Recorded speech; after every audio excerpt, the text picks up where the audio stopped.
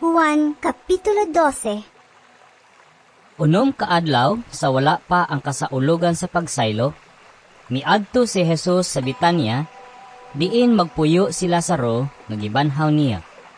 Naghikay silag panihapon alang kaniya, og si Marta maoy nagsilbi. Samtang si Lazaro usa sa mga mitambong sa kananan uban kang Jesus. Unya si Maria mikuhag pahumot nga may gidaghanon nga mga tunga sa litro. Mahal kaayo kini og hinimo gikan sa lunsayng nardo. Gibubo niya kini sa tiil ni Jesus ug unya gipahiran sa iyang buhok.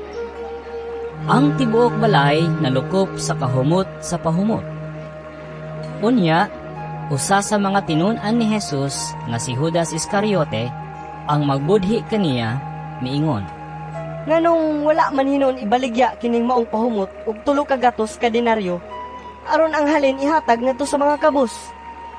Gisulti niya kini dili tungod kay naluoy siya sa mga kabus, kundili tungod kay kawatan siya. Siya man gud maoy gipiyalan sa puntil nga sudlanan sa kwarta ug nabatasan niya ang pagpangawkaw niini.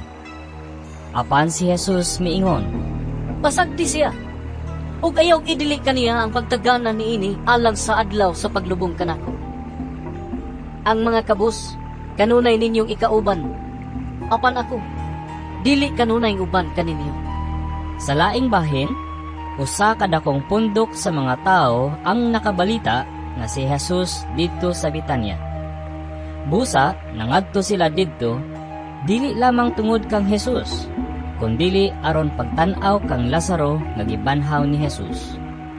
Tungod niini, ang mga kadakuan sa mga pari naglaraw sa pagpatay usab kang Lazaro, kay tungod kaniya daghan sa mga Hudiyo ang namiya ug mituo kang Jesus.